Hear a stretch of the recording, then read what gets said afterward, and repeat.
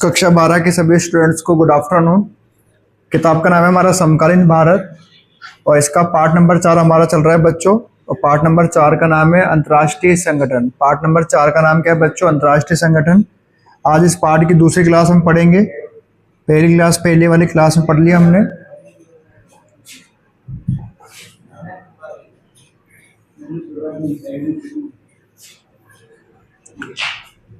Part number 4 सभी को दिख रहा है कि ये पार्ट नंबर 4 अंतर्राष्ट्रीय संगठन और इसका टॉपिक है संयुक्त राष्ट्र संघ का विकास। टॉपिक क्या है बच्चों? संयुक्त राष्ट्र संघ का विकास। पार्ट नंबर 4 हमारा चल रहा है अंतर्राष्ट्रीय संगठन और इसका टॉपिक है संयुक्त राष्ट्र संघ का विकास।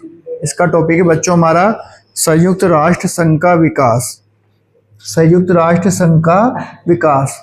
और याद कर लेना बच्चों कि पहला जो विश्व युद्ध हुआ ना, अब पहला विश्व युद्ध कब से कब तक हुआ याद करना, 1914 से लेके 1918 तक। 1914 से लेकर 1918 तक पहला क्या हुआ बच्चों? विश्व युद्ध हुआ। और ये भी याद कर लेना कितने वर्षों तक चला? 4 वर्षों तक चला। कितने वर्षों तक चला बच्चों? 4 वर्षों तक चला। तो पहले विश्व युद्ध ने दुनिया को इस बात के लिए जगाया कि झगड़ों के निपटारे के लिए एक अंतर्राष्ट्रीय संगठन, झगड़ों से बचने के लिए, बचाव के लिए एक अंतर्राष्ट्रीय संगठन बनाने का प्रयास क्या है? जरूर किया जाना चाहिए। याद कर लेना, पहले विश्व युद्ध ने दुनिया को इस बात के लिए जगाया कि झगड़ों के निपटारे के लिए एक अंतर्राष्ट्रीय संगठन बनाने का प्रयास जरूर किया जाना चाहिए। इसके परिणाम स्वरूप याद कर लेना बच्चों, इसके परिणाम स्वरूप लीग ऑफ नेशंस का क्या हुआ? जन्म हुआ। इसके बाद इसके परिणाम स्वरूप लीग ऑफ नेशंस का क्या हुआ बच्चों? जन्म हुआ। शुरुआती सफलताओं के बावजूद यह संगठन दूसरा विश्व युद्ध, शुरुआती में ही संगठन को सफलता मिली, लेकिन शुरुआती सफलताओं के बाद यह संगठन दूसरा विश्व युद्ध जो कि 1939 से 1945 तक हुआ। दूसरा विश्व युद्ध कब हुआ? 1939 से लेकर बच्चों 1945 तक हुआ। और कितने वर्षों तक चला ये? 6 वर्षों तक चला। ठीक है, तो लीग ऑफ नेशंस का जन्म हुआ। शुरुआती सफलताओं के बावजूद ये संगठन दूसरा विश्व युद्ध 1939 से 1945 ना रोक सका और पहले की तुलना में इस महायुद्ध में कई ज्यादा लोग मारे गए और साथ ही क्या हुए बच्चों? घायल हुए। तो याद कर लेना, लीग ऑफ नेशंस का जन्म कब हुआ? पहले विश्व युद्ध के बाद में बच्चों ध्यान रखना, लीग ऑफ नेशंस का जन्म हुआ। और लीग ऑफ नेशंस ध्यान रखना, पहला जो विश्व युद्ध था वो था 1914 से 1918। उसके बाद दूसरा जो विश्व युद्ध था वो 1939 से 1945 तक चला। तो उसके बाद ध्यान रखना बच्चों, आगे चलते हैं। लीग ऑफ नेशंस के उत्तराधिकारी के रूप में किसकी स्थापना हुई? संयुक्त राष्ट्र संघ की स्थापना। वेरी इंपॉर्टेंट लाइन है बच्चों, लीग ऑफ नेशंस के उत्तराधिकारी के रूप में लीग ऑफ नेशंस समाप्त हो गया। इसके बाद में इसकी जगह किसने ली? यूएनओ ने ली। किसने ली बच्चों? यूएनओ ने ली, यानी कि संयुक्त राष्ट्र संघ ने ली। किसने ली बच्चों? संयुक्त राष्ट्र संघ ने ली। तो लीग ऑफ नेशंस के उत्तराधिकारी के रूप में संयुक्त राष्ट्र संघ की क्या हुई बच्चों? स्थापना हुई। उसके बाद ध्यान रखना, दूसरे विश्व युद्ध की समाप्ति के बाद, दूसरा विश्व युद्ध समाप्त कब हुआ बच्चों? 1945 में। दूसरे विश्व युद्ध की समाप्ति के तुरंत बाद 1945 में संयुक्त राष्ट्र संघ को क्या किया गया बच्चों? स्थापित किया गया। कब किया गया बच्चों? 1945 में। उसके बाद ध्यान रखना बच्चों, 51 देशों द्वारा, कितने देशों द्वारा बच्चों? 51 देशों द्वारा, 51 देशों द्वारा संयुक्त राष्ट्र संघ के घोषणा पत्र पर दस्तखत करने के साथ इस संगठन की क्या हो गई? स्थापना हो गई। कौन से संगठन की बात कर रहा हूं बच्चों मैं? संयुक्त राष्ट्र संगठन।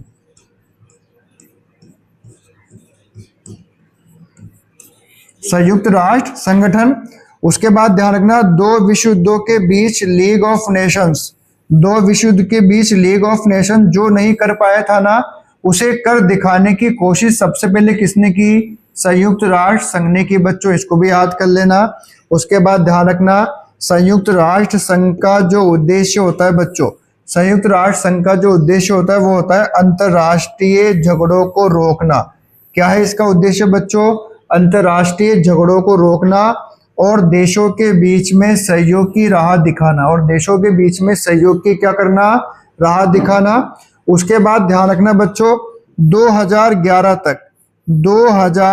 तक संयुक्त राष्ट्र संघ के सदस्य देशों की संख्या कितनी थी? 193। 2011 तक संयुक्त राष्ट्र संघ के सदस्य देशों की संख्या कितनी थी बच्चों? 193 थी। इसमें लगभग सभी जो देश थे ना वो कैसे थे बच्चों? स्वतंत्र थे, आजाद देश थे। उसके बाद संयुक्त राष्ट्र संघ की आम सभा में ध्यान रखना बच्चों, हर सदस्यों को एक वोट हासिल है। संयुक्त राष्ट्र संघ की आम सभा में बच्चों ध्यान रखना, हर सदस्यों को क्या हासिल है? एक वोट हासिल है। और इसकी सुरक्षा परिषद में 5 स्थायी सदस्य है। याद कर लेना, इसकी सुरक्षा परिषद में बच्चों 5 स्थायी सदस्य हैं। सबसे पहला आज का जो हमारा पार्ट है, पार्ट नंबर 4, जिसका नाम है अंतर्राष्ट्रीय संगठन। इसका टॉपिक हम पढ़ रहे हैं संयुक्त राष्ट्र संघ का विकास। और मैंने पहले लिखा है आपको कि पहले विश्व युद्ध ने दुनिया को इस बात के लिए जगाया कि झगड़ों के निपटारे के लिए एक अंतर्राष्ट्रीय संगठन बनाने का प्रयास जरूर किया जाना चाहिए। इसके परिणाम स्वरूप लीग ऑफ नेशंस का क्या हुआ बच्चों? जन्म हुआ। शुरुआती सफलताओं के बावजूद ध्यान रखना, यह संगठन दूसरा विश्व युद्ध जो कि 1939 से 1945 ना रोक सका, और पहले की तुलना में इस महायुद्ध में कई ज्यादा लोग मारे गए और साथ ही क्या हुए बच्चों? घायल हुए। उसके बाद देखो आगे मैंने लिखा है आपको कि लीग ऑफ नेशंस के उत्तराधिकारी के रूप में किसकी स्थापना की गई बच्चों? संयुक्त राष्ट्र संघ की स्थापना की गई। दूसरे विश्व युद्ध की समाप्ति के तुरंत बाद सन 1945 में इसे स्थापित किया गया। किसकी बात कर रहा हूं बच्चों? संयुक्त राष्ट्र संघ की बात कर रहा हूं। उसके बाद ध्यान रखना, 51 देशों द्वारा संयुक्त राष्ट्र संघ के घोषणा पत्र पर दस्तखत करने के साथ इस संगठन की क्या हो गई बच्चों? स्थापना हो गई। 2 विश्व युद्धों के बीच लीग ऑफ नेशन जो काम नहीं कर पाया था उसे कर दिखाने की कोशिश सबसे पहले किसने की बच्चों? संयुक्त राष्ट्र संघ ने की। संयुक्त राष्ट्र संघ का उद्देश्य क्या है बच्चों? अंतर्राष्ट्रीय झगड़ों को रोकना और देशों के बीच में सहयोग की राह क्या करना बच्चों? दिखाना। उसके बाद ये भी याद कर लेना, 2011 तक संयुक्त राष्ट्र संघ के सदस्य देशों की संख्या थी 193। कितनी थी बच्चों? 193 थी। इसमें लगभग सभी जो देश थे वो कैसे थे बच्चों? स्वतंत्र थे। उसके बाद आगे चलता हूं, उम्मीद करता हूं कि यहां तक सभी को समझ में आ गया होगा।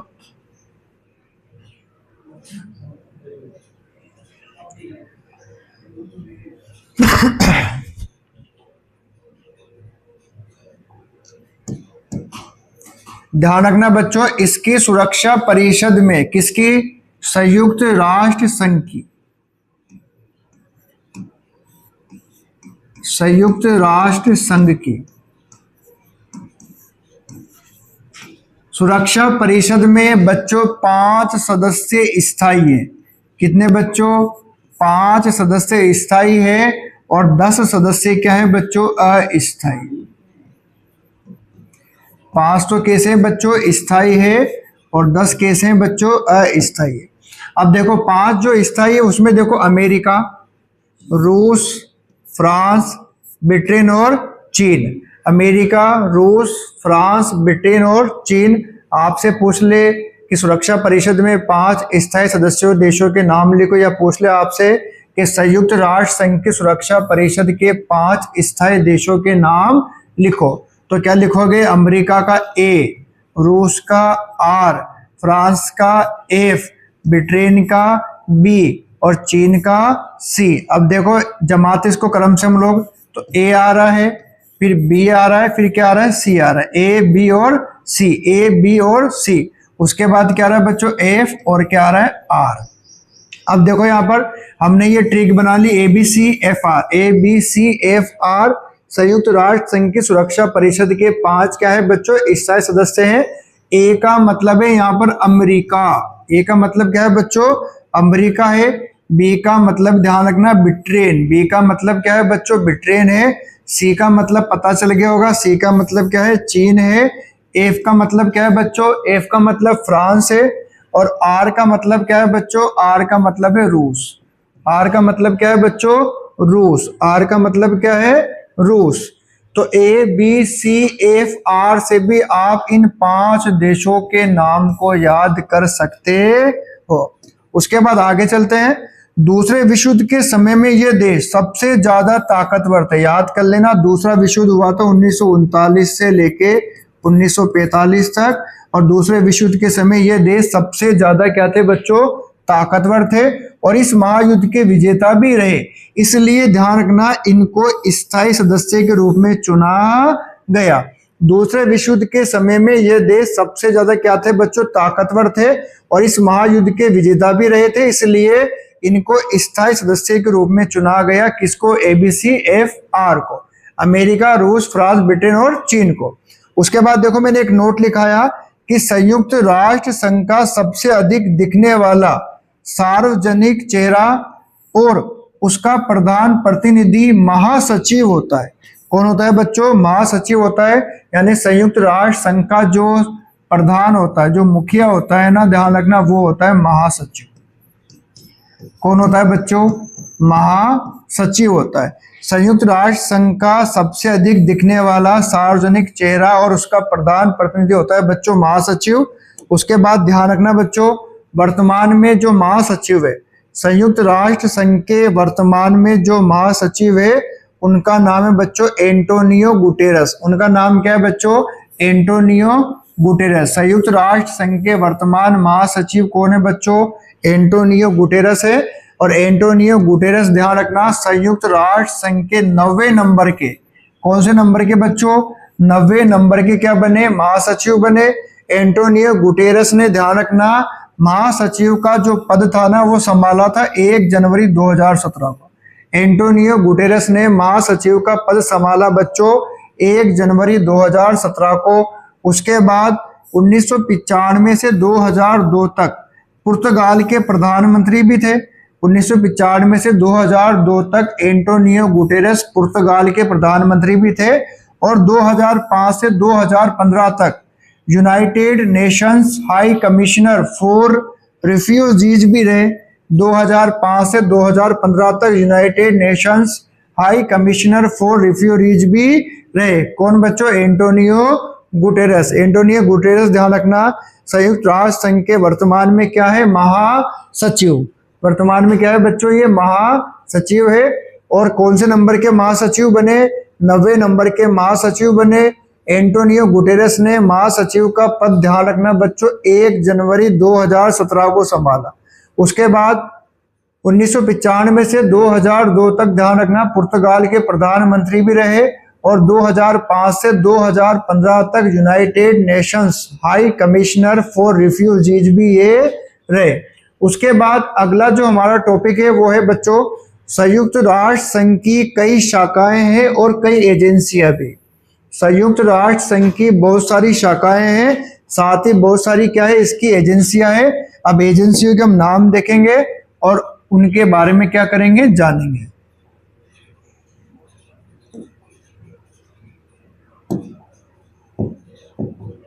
सबसे पहले देखो जो नाम है, एजेंसी का जो नाम है वो आया बच्चों WHO।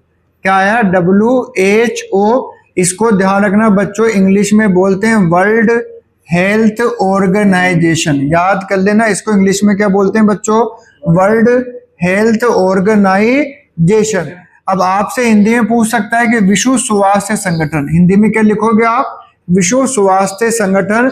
या फिर आपसे ऐसे पूछ ले WHO का पूरा नाम लिखो, तो क्या लिखोगे आप? विश्व स्वास्थ्य संगठन। WHO का पूरा नाम है और WHO को इंग्लिश में वर्ल्ड हेल्थ ऑर्गेनाइजेशन कहा जाता है। उसके बाद दूसरा जो शब्द है बच्चों वो है UNDP। दूसरा क्या है बच्चों? UNDP।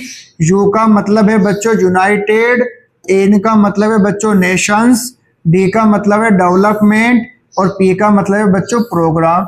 इस तरह ये बना यूनाइटेड नेशंस डेवलपमेंट प्रोग्राम। और UNDP को ध्यान रखना बच्चों, हिंदी में कहते हैं संयुक्त राष्ट्र संघ विकास कार्यक्रम। इसको भी याद कर लेना। यहाँ से आपसे एक पूरा नाम जरूर पूछ सकता है। संयुक्त राष्ट्र संघ विकास कार्यक्रम। उसके बाद तीसरा है UNHRC। यू का मतलब है यूनाइटेड, एन का मतलब है नेशंस, एच का मतलब है ह्यूमन और आर का मतलब है राइट्स और सी का मतलब है बच्चों कमीशन। इस तरह ये पूरा बन गया United Nations human rights commission. Hindi में ध्यान रखना बच्चों, इसको क्या कहेंगे? संयुक्त राष्ट्र संघ मानवाधिकार आयोग। हिंदी में क्या बोलेंगे इसको बच्चों?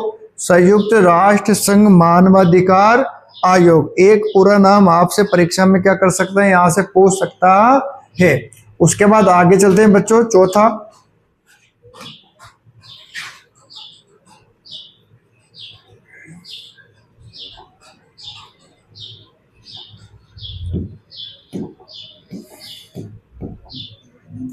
चौथा है बच्चों हमारे पास UNHCR। चौथा क्या है बच्चों? UNHCR। इसको इंग्लिश में कहते हैं United Nations high commission for refugees. इसको क्या कहेंगे इंग्लिश में? United Nations high commission for refugees कहते हैं। और हिंदी में बच्चों क्या बोलते हैं इसको? संयुक्त राष्ट्र संघ शरणार्थी उच्च आयोग। इंग्लिश हिंदी में क्या बोलेंगे इसको बच्चों?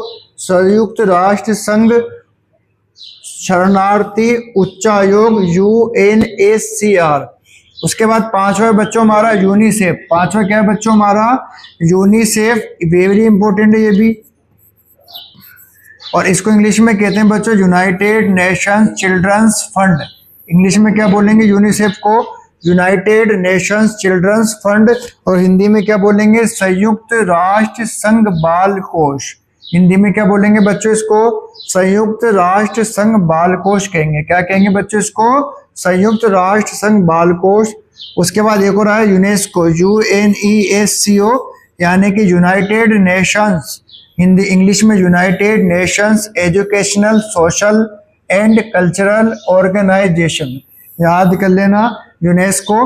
हिंदी में बोलेंगे संयुक्त राष्ट्र संघ शैक्षिक सामाजिक और सांस्कृतिक संगठन। हिंदी में क्या बोलेंगे इसको बच्चों? संयुक्त राष्ट्र संघ शैक्षिक सामाजिक और सांस्कृतिक संगठन। किसको? UNESCO, यूनेस्को को। यहाँ तक समझ में आ गया? उसके बाद आगे चलते हैं बच्चों।